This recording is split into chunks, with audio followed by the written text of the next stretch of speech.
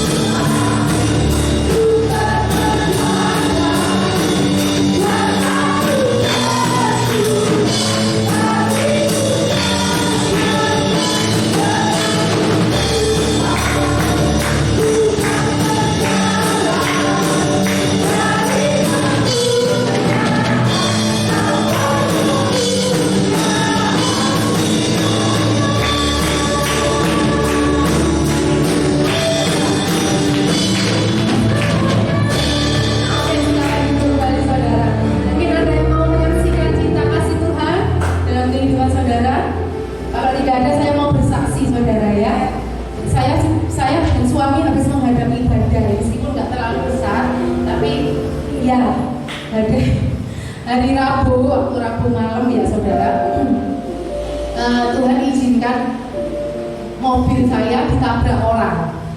Kalau saudara mau lihat fosilnya, bentuknya di depan mobil saya itu sudah pesok, terus sama kacanya melantar ya, pecah. Waktu itu saya kaget sekali saudara, karena orangnya itu tidak begitu jatuh, orangnya itu seperti apa ya, seperti nggak sadar gitu loh, ya, seperti nggak sadar. Waktu itu langsung cepet-cepetan sama suami saya diangkut, udah naik aja kan, naik angkot gitu, naik sudah diangkut ke puskesmas.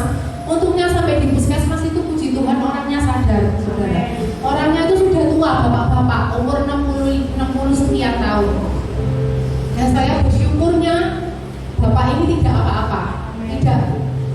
Saya waktu itu sempat berpikir, Tuhan jangan sampai bapak ini meninggal gitu ya. Saya takut soalnya, saya tidak pernah, kalau meninggal kan berarti membunuh orang gitu ya.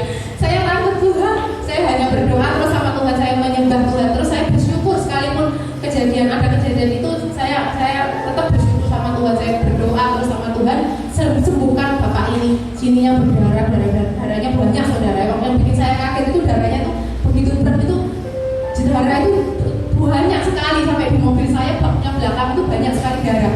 Jadi saya itu waktu itu ya takut gitu ya. Terus saya bawa puskesmas, terus dilihat sama susternya, dan katanya enggak nemen gitu ya, enggak. Saya puji Tuhan, saya bersyukur sama Tuhan. Cuma dia sampai dadanya sakit, akhirnya dirujuk ke rumah sakit di Rembang. Terus sempat menginap di rumah sakit Rembang 2 malam. Nah, mobil saya ditahan di Polantas Lasem. Jadi hari mulai Rabu malam itu sampai Sabtu kemarin baru saya ambil ya. Tapi puji Tuhan, Tuhan izinkan saya melewati semua ini tuh untuk melihat kemuliaan Tuhan. Saya yakin ketika kita menghadapi setiap masalah, itu berarti Tuhan rindu sama kita supaya kita bisa lebih mendekat lagi sama Tuhan ya. Masalah-masalah yang kita hadapi itu seringkali membuat kita terus mencari Tuhan terus gitu. Jadi saat ada masalah terjadi, syukuri masalah itu tuh berarti Tuhan masih sayang sama saudara. Ya, itu yang saya hadapi. Tuhan buka jalan banyak sekali, mungkin yang kalau saya ceritakan nggak habis di sini ya. Tapi banyak sekali pertolongan Tuhan lewat orang-orang, lewat teman-teman yang membantu saya sehingga prosesnya itu nggak sampai berlarut-larut lama dan kita bisa berdamai dengan keluarga korban.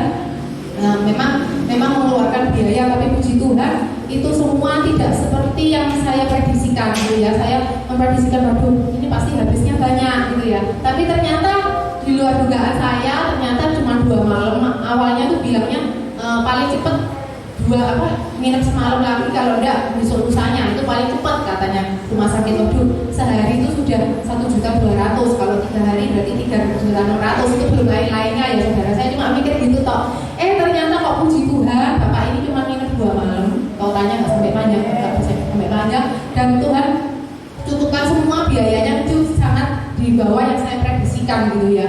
Bahkan terus untuk mengeluarkan mobil, mengeluarkan sepeda motornya bapaknya dan lain-lain itu semua sudah Tuhan lancarkan semua.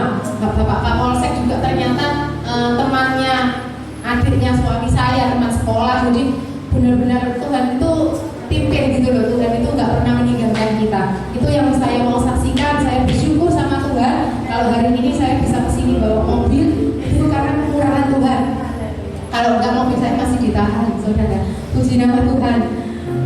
Kita mau pujikan kembali lagu pujian kita, lagu baru yang menguatkan saya, sangat menguatkan saya selama saya menanti proses bapaknya di rumah sakit saudara. Saya terus menyanyi lagu ini karena hanya Tuhan yang menjadi kekuatan saya, menjadi benteng dalam hidup saya, perlindungan saya. Amin. Kita mau pujikan lagu ini, benteng hidupku.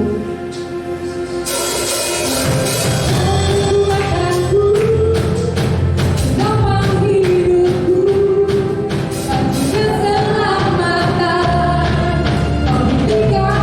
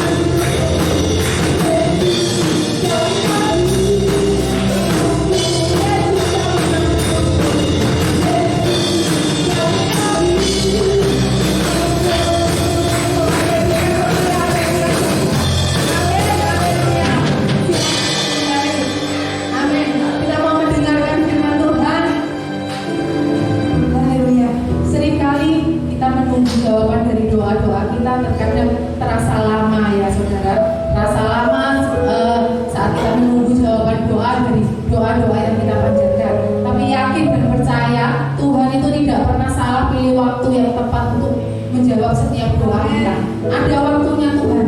Kita harus menantikan waktu yang sudah Tuhan tentukan untuk kita, untuk Tuhan menjawab doa kita.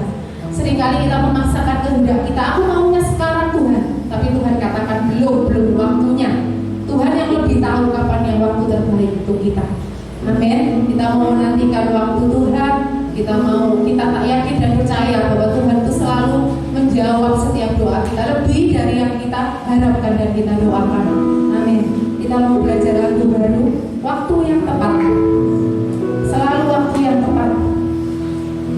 Tidak pernah salah pilih waktu. Amin. Tuhan Yesus.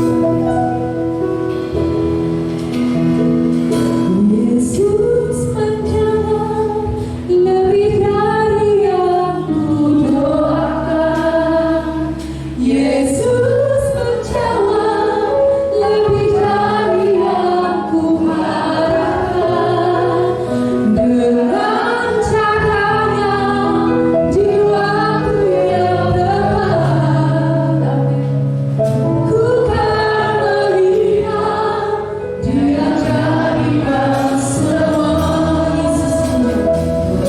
Yesus mendengar lebih dari yang kudoakan. Dia mendengar doa. Yesus menjawab lebih dari yang kuharapkan.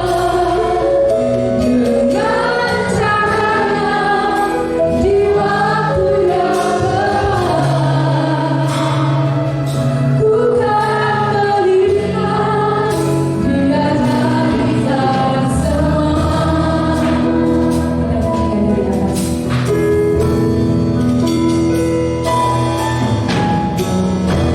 Tak selalu Tuhan menjawab doa, namun Dia beri yang terbaik di waktu yang tepat.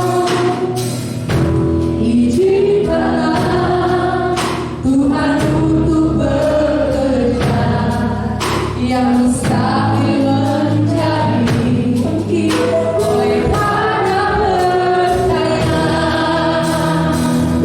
Yesus mendengar lebih dari yang kudoakan. Yesus menjawab lebih dari yang kuharapkan. Dengan caranya di waktu yang tepat,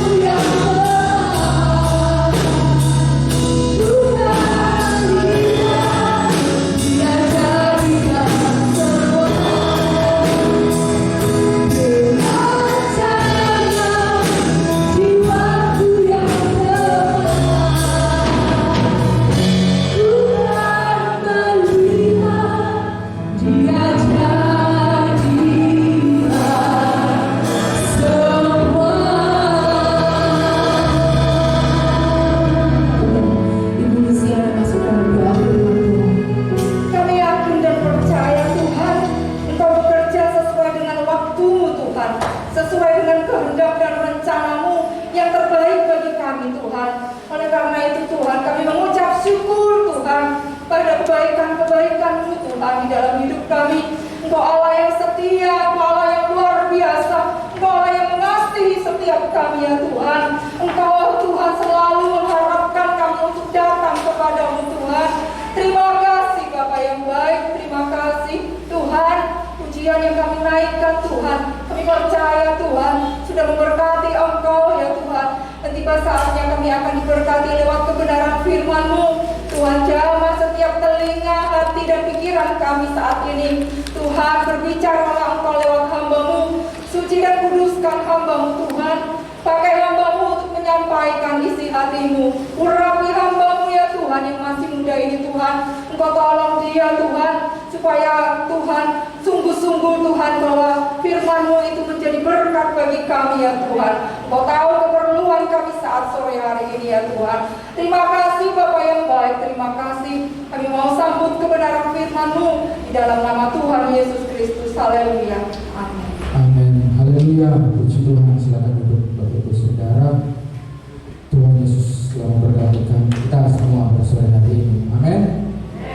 Puji Tuhan, pujian luar biasa. Waktu Tuhan adalah waktu yang tepat.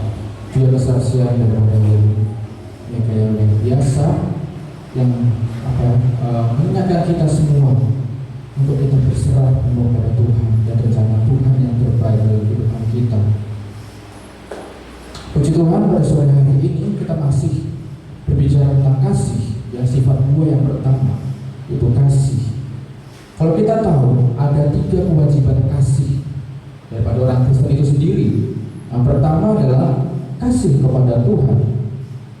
Yang kedua, kasih kepada sesama. Dan yang ketiga, tidak kalah penting adalah kasih kepada musuh-musuh kita. Dan kita akan melihat firman Tuhan pada sore hari ini, yaitu kasih yang ketiga, yaitu kasih kepada musuh-musuh kita. Kasih itu bukan merupakan suatu pilihan bagi saudara, ya. Kasih itu bukan pilihan. Kita mau memilih mengasihi atau tidak, bukan. Tetapi kasih atau mengasihi itu adalah suatu perintah. Itu perintah daripada Yesus. Nah, kalau kita lihat mengasihi musuh, bagaimana bisa kita mengasihi musuh? Orang dunia pasti berkata tidak mungkin, mustahil untuk kita mengasihi musuh kita. Tetapi firman Tuhan akan datang pada sore hari ini memberkati kita semua untuk kita belajar bagaimana mengasihi musuh. Di dalam Matius 5, dalam Matius pasal yang ke-5 ayat yang ke-43 sampai ke-48, Yesus mengajar dalam khotbahnya waktu di atas bukit tentang perikopnya adalah Yesus dan hukum Taurat. Tetapi di ayat 43 sampai ke 48 kita lihat, yaitu Yesus mengajar bagaimana kita mengasihi musuh. Saya akan bacakan demikian firman Tuhan. Ayat yang ke-43, kamu telah mendengar firman, kasihilah sesamamu manusia dan bencilah musuhmu. Tetapi aku berkata kepadamu, kasihilah musuhmu dan berdoalah bagi mereka yang menganiaya kamu.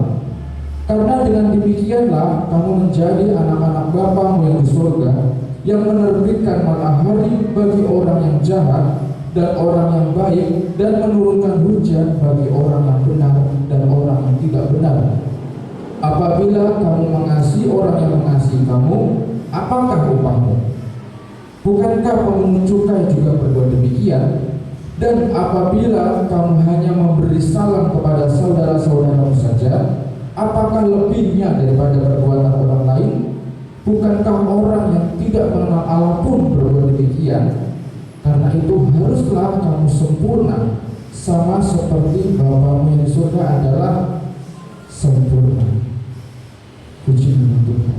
Kalau kita lihat di ayat yang ke-43, kamu telah mendengar firman, kasihilah sesamamu manusia dan bencilah musuhmu. Apakah ini ajaran daripada Yesus? Kalau kita lihat kata firman di sini bukan Yesus yang berfirman. Yesus tidak pernah mengajarkan untuk bencilah musuhmu. Tetapi firman-Nya dimaksud adalah orang-orang Farisi yang mengajar kepada orang-orang lain, orang-orang banyak, ahli-ahli Taurat. Mereka berfirman, mereka mengajar, sudah kasihlah orang-orangmu, sesama kita seiman, tapi bencilah musuh kita. Tetapi di sini sepertinya Tuhan memperbaiki hukum Taurat itu. Tuhan berkata, tetapi aku berkata kepadamu, ayat ke-44. Ini baru perkataan Yesus. Kasihilah musuhmu dan berdoalah bagi mereka yang menganiaya kamu. Kasihilah dan berdoalah. Bisa? Kasih bukan pilihan, tapi merupakan perintah kepada Tuhan. Tuhan tidak mengajarkan kita, pilihlah untuk siapa engkau mengasihi. Pilih aja, kau kan mau mengasihi siapa, enggak. Tapi kasihilah sesamamu seperti kau mengasihi dirimu sendiri. Itu perintah. Orang Farisi mengajar bahwa orang harus mengasihi sekaumnya mereka sendiri, tidak peduli dengan orang lain, dan mereka selalu mengajar untuk membenci musuh-musuh mereka. Pengajaran ini selama sekali tidak Alkitab tidak. Kalau kita lihat di dalam Imamat 19,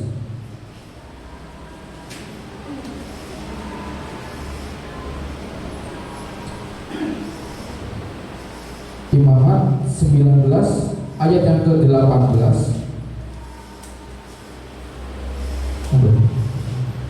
Ya, janganlah engkau menuntut balas dan janganlah menaruh dendam terhadap orang-orang sebangsamu, melainkan kasihilah sesama manusia seperti dirimu sendiri. Akulah Tuhan.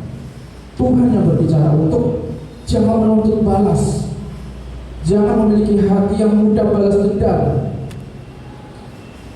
jangan apalagi terhadap orang-orang sebangsamu, melainkan kasihilah sesama manusia seperti kita mengasihi diri kita sendiri. Firman Tuhan. Nah, orang-orang Farisi mengubah firman Tuhan. Mereka memutarbalikkan pengajaran daripada Yesus. Mereka mengajarkan untuk membenci musuh-musuh mereka, tetapi tidak dengan Tuhan.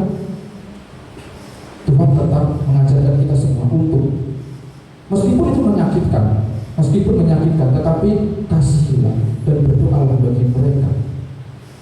Karena itu kasih sejati adalah melakukan kebaikan kepada musuh-musuh kita dan tidak menolak mereka di dalam hati kita. Kalau saya pribadi, saya memiliki prinsip.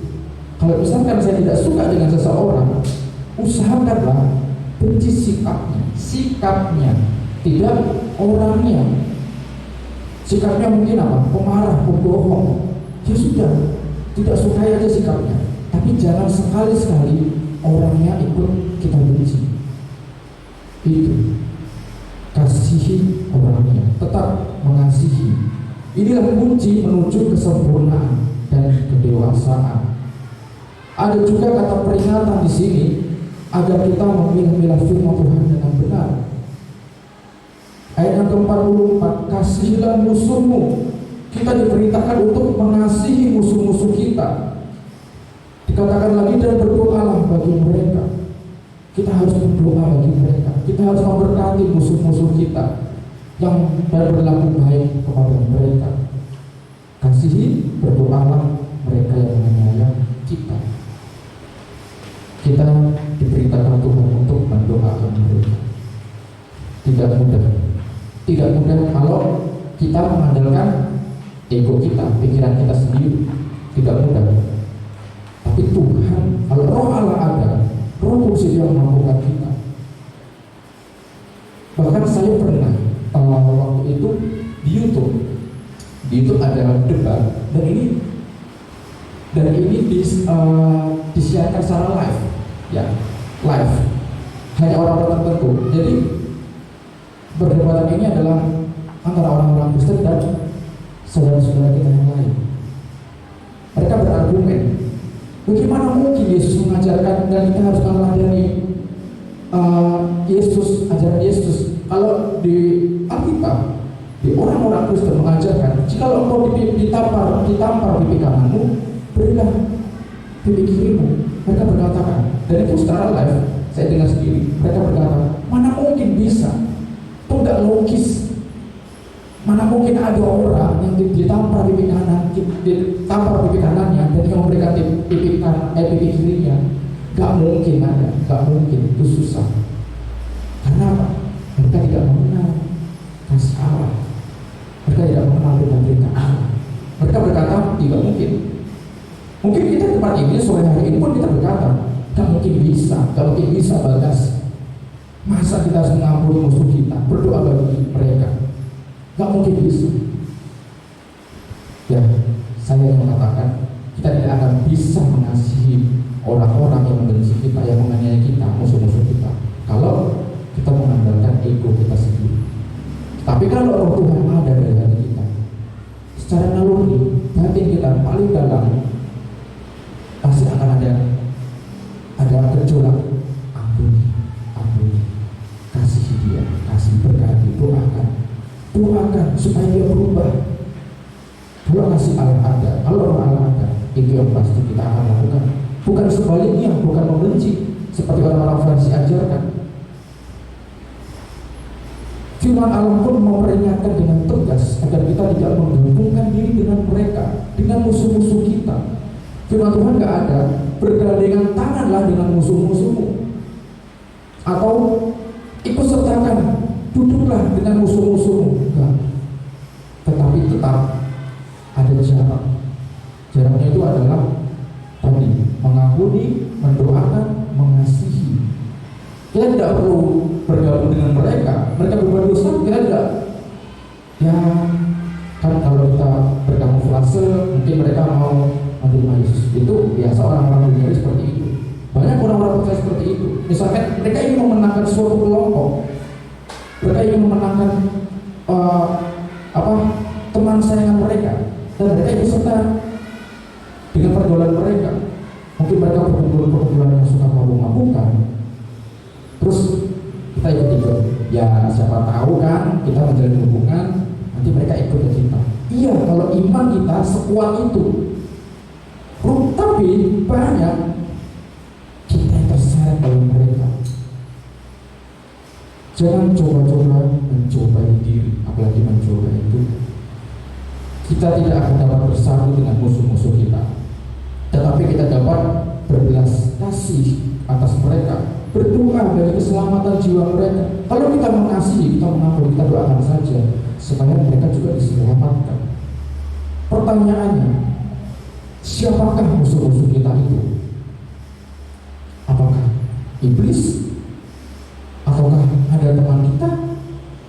Nah, di dalam Mika 7 ayat yang ke-6, perikopnya adalah kemerosotan akhlak Israel.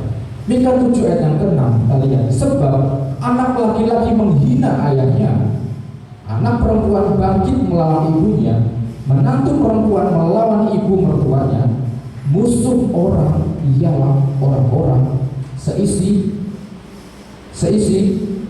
rumahnya. Menariknya, kalau pertanyaannya adalah siapa musuh-musuh kita itu? Justru datang dari orang-orang seisi rumahmu. Justru mungkin keluarga kita sendiri itu menjadi musuh kita. Bahkan mungkin ada tempat ini, sesama kita antar jemaat di dalam gereja ini, mungkin ada yang menjadi musuh kita. Firman Tuhan, bukan saya. Musuh dasar orang Kristen adalah seisi rumahnya, yaitu mereka yang dekat dengannya dan yang berada di dalam gereja. Makanya kita perlu hati-hati menjaga diri kita, memposisikan diri kita. Mungkin kalau kita ada musuh, selesaikan. Atau mungkin orang lain membenci kita, atau kita membenci orang lain, selesaikan. Kalau enggak, luar biasa. Banyak sekarang, bahkan firman Tuhan dari Nabi, anak laki-laki menghina ayahnya banyak. Anak-anak perempuan sesama keluarga saling bercekcok, mungkin saling melakukan kriminal. Itu banyak. Musuh Daud pada dasarnya adalah bangsa-bangsanya sendiri. Musuh utamanya ialah Saul. Musuh Daud adalah Saul, bukan bangsa-bangsa lain. Orang yang paling dekat dengan dia.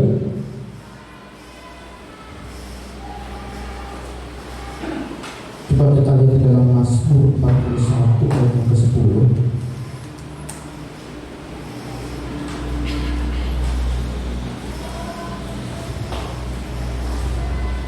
Bahkan sahabat karibku yang kupercayai, yang makan rotiku, telah mengangkat tumiknya terhadap aku. Bahkan sahabat karibku yang kupercayai, yang makan rotiku telah mengangkat tumiknya terhadap aku. Perkataan daripada Raja Daud. Apa maksudnya yang makan rotiku? Yang makan rotiku, tradisi pada saat itu ketika orang-orang makan bersama-sama makan roti, itu merupakan suatu kehormatan. Orang yang benar-benar akrab dengan kita. Tidak sembarang orang bisa tiba-tiba makan roti dengan kita. Itu harus ada keakraban, keintiman, seperti perjamuan. Yesus makan dengan murid-muridnya, hanya murid-muridnya saja. Mereka tidak mengundang-undang seluruh Israel, ayo itu perjamuan malam pada saat itu. Bahkan sahabat dariku yang kupercayai, yang makan roti itu telah mengangkat tumiknya. Artinya mengangkat tumiknya. Mengangkat tumiknya ketika saya cari artinya itu seperti pengkhianatan. Orang yang benar-benar menyakiti. Bahkan orang yang paling dekat yang makan bersama-sama dengan aku telah mengkhianati aku. Musuh-musuh Daud yaitu mereka yang seiman, yang pergi ke rumah Allah, mereka yang sama-sama datang beribadah menyembah Tuhan, sama dengan kita orang-orang Kristen. Pengkhianatan dan penderitaan kita yang besar datang dari orang-orang terdekat kita. Kita perlu hati-hati, kita perlu waspada. Ini lebih menyakitkan daripada orang yang tidak kita kenal. Ada ungkapan lebih baik kita bermusuhan itu dengan orang yang tidak kenal, yang tidak akrab dengan kita. Jadi kalau kita ada crash, ada masalah, ya udah hidup sendiri-sendiri. Bagaimana kalau kita bermasalah dengan orang yang paling dekat, mungkin sahabat kita, ternyata ia mengkhianati. Mungkin di dalam gereja ternyata mereka ngomongin kita di belakang, menyakitin kita, memfitnah kita. Hati-hati, ini lebih menyakitkan. Orang yang mengkhianati Yesus siapa? Yudas, salah satu 12 rasul yang dekat dengan Yesus, bahkan disebutnya sahabat. Bisa. Apakah orang yang hidupnya ikut pelayanan terus, orang yang hidupnya suci, tidak bisa mengkhianati rekannya, tidak bisa menyakiti sesamanya? Bisa. Bahkan Yudas pun bisa mengkhianati Yesus sampai Yesus mati digantungkan, disalibkan. Bahkan Yesus disalibkan oleh orang-orang Israel sendiri. Umatnya sendiri pun menolak Yesus. Lalu pertanyaan lainnya, kalau tadi siapa musuh kita adalah orang-orang serumah kita, seisi rumah kita, kita bisa bertanya lagi, kenapa kita memiliki musuh? Nah, alasan mengapa kita memiliki musuh adalah karena Tuhan ingin menyempurnakan kasih yang ada dalam diri kita. Dan Tuhan sempurnakan terus supaya kita belajar. Kalau kita nggak memiliki musuh, nggak ada firman Tuhan kasihlah musuhmu.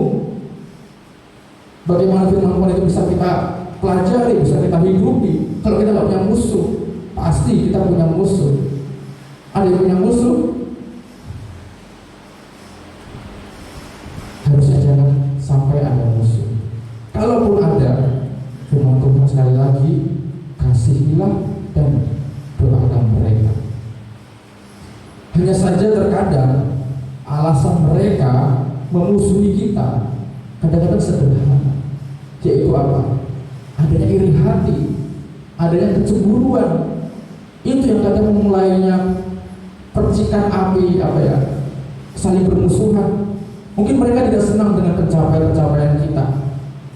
Mungkin kita lebih di atas mereka, mereka tidak senang, mereka memusuhi kita. Atau jangan-jangan kita yang memusuhi orang lain karena kita tidak senang dengan pencapaian orang. Jangan sampai kita memusuhi.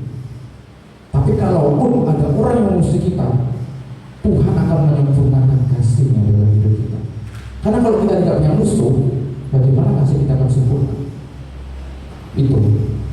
Saul pun dikuasai kecemburuan, iri hati, sampai hari-harinya yang memikirkan bagaimana ya aku harus membunuh Daud. Lari kemana pun dikejar oleh Saul. Pokoknya harus bisa membunuh Daud. Ia lupa kecemburuan dan iri hati bisa membuat musuh menyerang kita. Akar dari kecemburuan dan iri hati adalah ketidaktaatan pada Tuhan. Karena Saul dengan tidak taat dengan Tuhan, maka ia mulai dirasuki iri hati, kecemburuan kepada Daud. Saul sampai lupa suatu Allah mengangkat dia menjadi raja agar ia menyelamatkan orang-orang Israel dari tangan orang Filistin. Tetapi Daud datang untuk membantu melawan orang Filistin. Dan apakah ketika selesai Daud mengalahkan orang Filistin lalu Saul hancur tatanya? Enggak, dia tidak bisa memandang itu. Sebaik apapun Daud, ia sudah mengalahkan orang Filistin, orang mengalahkan Goliat, ia tetap berpikir bagaimana kita harus membunuh orang. Padahal kerajaannya tidak lengser, tapi itulah dibutakan oleh iri hati dan kecemburuan. Bagaimana sikap kita terhadap musuh-musuh kita? Bagaimana harusnya kita bersikap kalau kita memiliki musuh? Kita harus bagaimana seharusnya kita bersikap terhadap musuh-musuh kita? Kita dapat lihat dari sikap Daud terhadap Saul.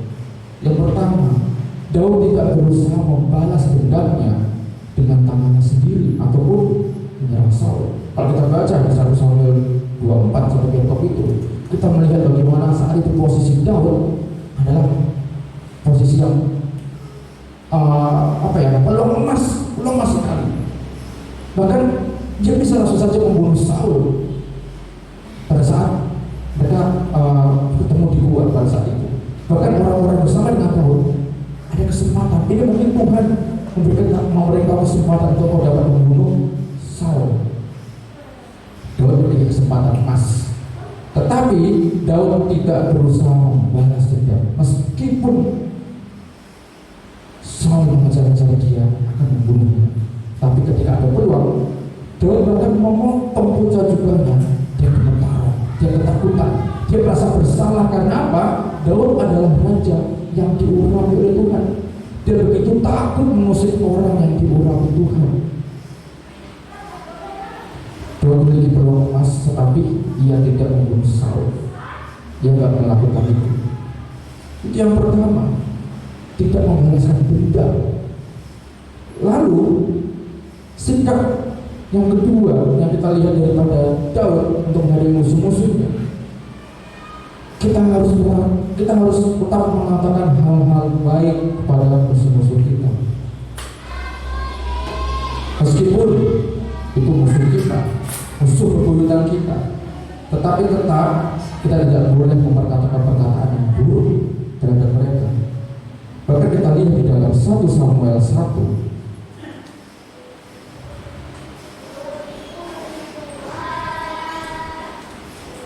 Maksud saya 2 Samuel, maaf Bapak Ibu Saudara. 2 Samuel 1 ayat yang ke-19. Saya baca ayat yang ke-17 sampai ke-19. Perikopnya adalah ratapan Daud ketika karena Saul dan Yonatan. Daud menyanyikan nyanyian ratapan ini karena Saul dan Yonatan anaknya. Dan ia memberi perintah untuk mengajarkan nyanyian ini kepada Bani Yehuda. Itu ada tertulis dalam kitab Orang Jujur ayat yang ke-19. Kepermayanmu hai Israel, mati terbunuh di bukit-bukitmu, betapa gugur para pahlawan. Dalam terjemahan lama, aduh rusa Israel, Di atas bukitmu engkau sudah tertikam. Aduh, segala orang perkasa sudah berbuat mati. Ketika Saul dan Yonatan mati, Daud tidak menjelek-jelekkan, tidak berkata-kata buruk tentang Saul, tapi ia tetap mengatakan hal-hal yang baik. Kepermayaanmu, kehormatanmu, hai Israel, mari terbunuh di bukit-bukitmu. Betapa gugur para pahlawan. Bahkan Daud mengakui Saul adalah seorang pahlawan. Bagaimana sikap kita yang ketiga untuk kita menghadapi musuh-musuh kita? Kita harus mengampuni musuh-musuh kita. Sekalipun Yesus dikhianati dan disalibkan oleh umatnya sendiri, ketika ia tergantung di atas kayu salib, Yesus menyempatkan diri berdoa dengan posisi disalibkan, dengan penderitaannya ia tahan, tapi ia tak berdoa kepada Bapa. Ya Bapa, ampunilah mereka, sebab mereka tidak tahu apa yang mereka berbuat. Kita bisa belajar kepada Yesus, tetap mendoakan, tetap mengampuni, lepaskan pengampunan kepada musuh-musuh kita. Kemenangan terdapat di dalam hal mengampuni dan mengasihi musuh-musuh kita. Orang-orang yang dapat melakukan hal ini, ia memiliki kemenangan. Kita akan menjadi orang-orang yang menang kalau kita mampu belajar mengampuni musuh-musuh kita, mendoakan mereka. Udah, gak usah gengsi. Singkirkan gengsi kita, ego kita. Mungkin kita berpikir, aku kok ngampuni dia? Dia gak ngerti siapa saya. Saya punya kedudukan, saya orang yang dihormati banyak orang. Masa saya harus mengampuni dia? Bahkan menyebut namanya dalam doa. Orang dulunya katakan orang sudi. Ya, nyebut namanya dalam doanya aja, dengar namanya aja. Saya belajar banyak saudara, saya sudah dari sini. Sebenarnya saya dikoreksi Tuhan, habis saya bisa. Tapi saya membagikan berkat Tuhan ini. Sebut musuhmu, orang yang membenci engkau, yang engkau tahu, dalam doa-doa kita. Lepaskan pengampunan, Tuhan berkati dia, Tuhan selamatkan dia. Jikalau dia berkat orang percaya, mampukan dia untuk percaya kepada engkau Tuhan. Kita sudah kodratnya orang Kristen, ya pengikut Kristus untuk menderita, harusnya sudah biasa. Kita dianiaya, dicaci, itu harusnya sudah menjadi makanan kita dari kita percaya Yesus sampai sekarang. Kalau kita tidak terima, mari koreksi kekristenan kita bagaimana. Karena Yesus 3,5 tahun pelayanan di bumi, nggak ada lepas dari namanya dicaci, ya dikhianati. Bahkan Yudas bersama-sama di Inggris pelayanan 3,5 tahun pun bisa mengkhianati Yesus. Kita berbeda dengan orang-orang dunia ini. Yesus pun dikhianati. Yesus pun memiliki banyak musuh. Kalau kita setia pada Yesus sampai mati, siap-siap memiliki banyak musuh. Makanya sore hari ini firman Tuhan, kenapa berbicara tentang musuh?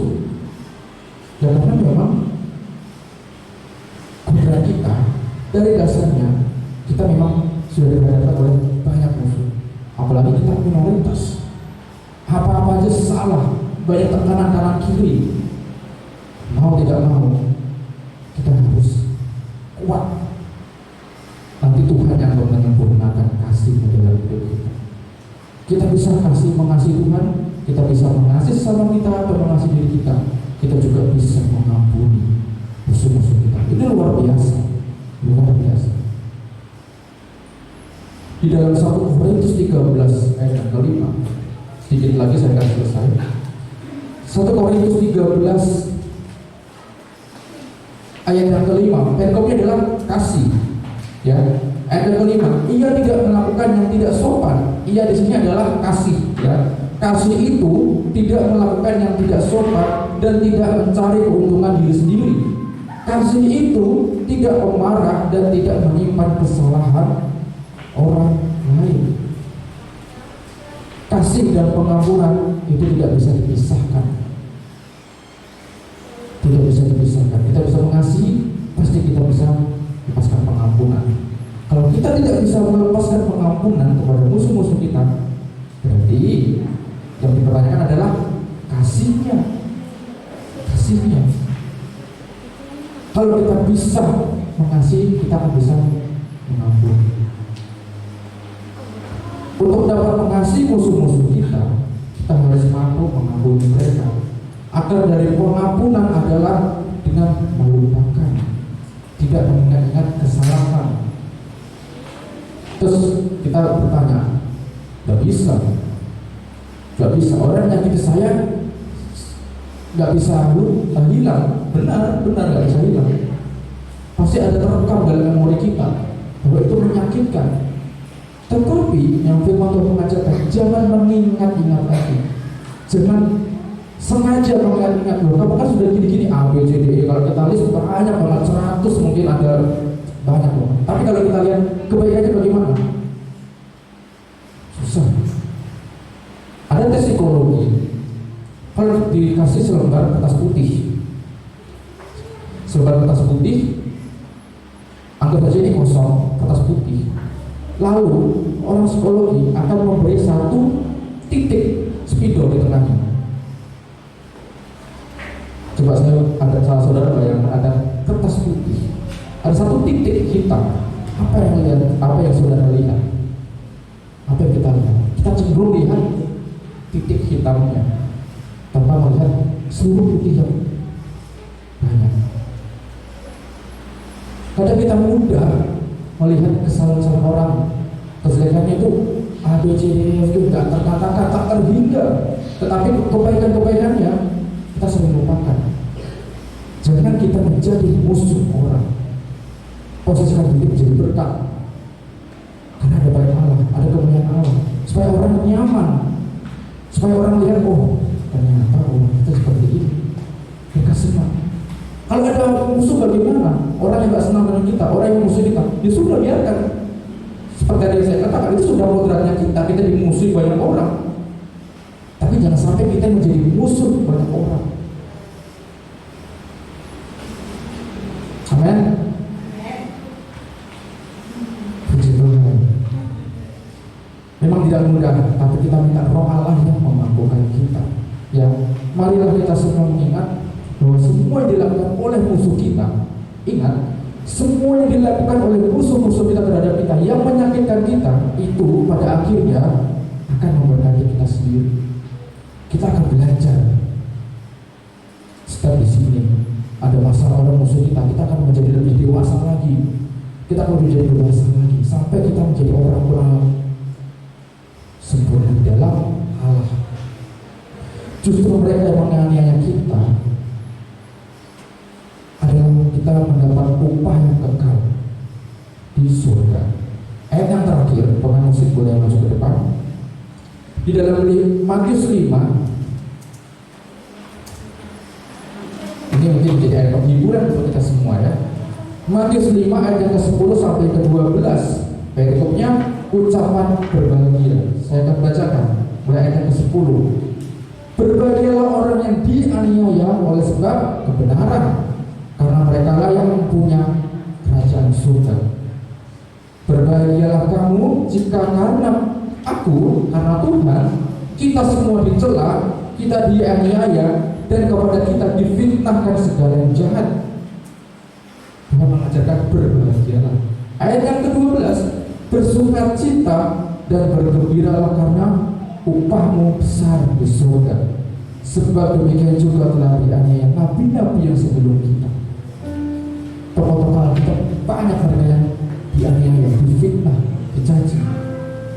Mungkin tidak ada apa-apanya dengan kita saat ini, tapi kita mau belajar untuk kita bisa mengampuni, mengasihi, mendoakan, memberkati musuh-musuh kita. Kita diperintahkan untuk bersukacita di saat musuh bangkit melawan kita dan mengatakan hal-hal yang jahat tentang kita. Bersukacita, bukan membalas seperti orang-orang Farisi ajarkan, bencilah musuh-musuh. Tidak. Tuhan patahkan statement itu. tetapi kasihilah dan berdoalah kepada musuh-musuh. Apapun yang mereka lakukan terhadap kita, musuh-musuh kita, orang-orang yang membenci kita, jika kita mengasihi mereka, kita akan memiliki kemenangan yang penuh. Kita adalah orang yang menang. Kita sanggup. Karena apa? Kita berbeda dengan orang dunia. Kenapa kita berbeda? Karena Allah yang mengampunkan, yang mengampunkan. Yang percaya katakan amin. Demikianlah yang firman Tuhan pada sore hari ini. Mari kita semua berdiri. Kita akan masuk dalam penyembahan kita kepada Tuhan. Kita akan satu pujian kasih Yesus di dalam.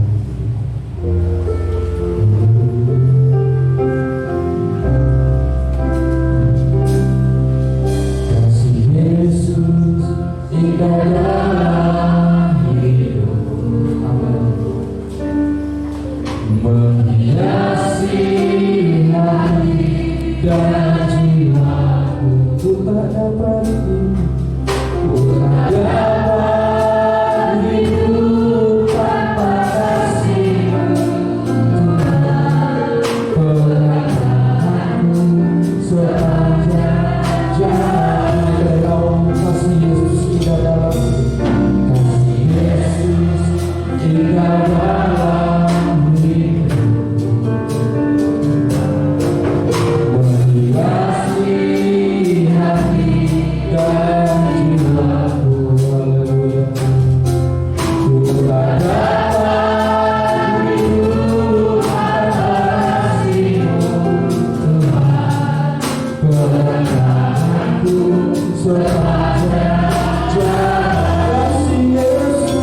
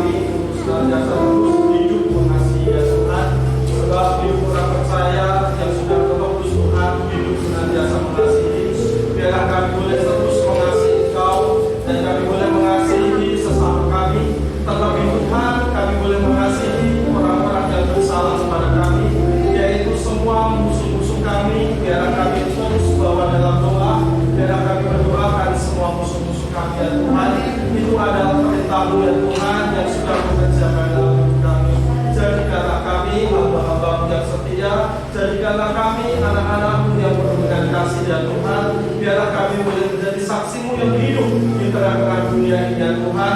Biarlah kami boleh menjadi terang dan menjadi garam ya Tuhan, dan menjadi suratan terbuka yang siap dibaca oleh banyak orang.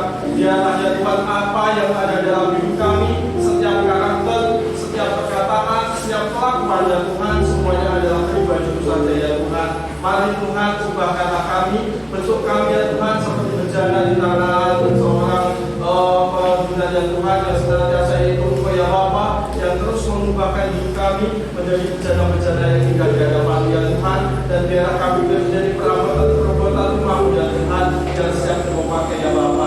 Terima kasih Tuhan, berkati hamba-Mu yang sudah menyampaikan kebenaran firman ya Tuhan. Pakailah hamba-Mu yang masih muda ini ya Tuhan, tambahkanlah harapan baru bagi kehidupannya ya Tuhan. Pakailah dia semasa masih muda, biarlah apapun yang menjadi visi misi untuk pengembangan, untuk kemajuan pekerjaan yang di tempat ini ya Tuhan. Pakailah dia ya Tuhan, biarlah yang memakai dia semakin hari semakin indah, semakin hari semakin luar biasa ya Tuhan. Terima kasih Tuhan, setiap kebenaran firman ya Tuhan sudah kami terima dan kami simpan dalam hati kami, biarlah menjadi terima dalam hidup kami, dan jadikanlah kami pelaku-pelaku firman dan bukan hanya menjadi pendengar-pendengar saja ya Tuhan. Terima kasih, kami semua sudah diberkati, kami sudah dipuaskan, dan kami sudah dimenangkan oleh kebenaran firman ya Tuhan. Terima kasih Tuhan Yesus.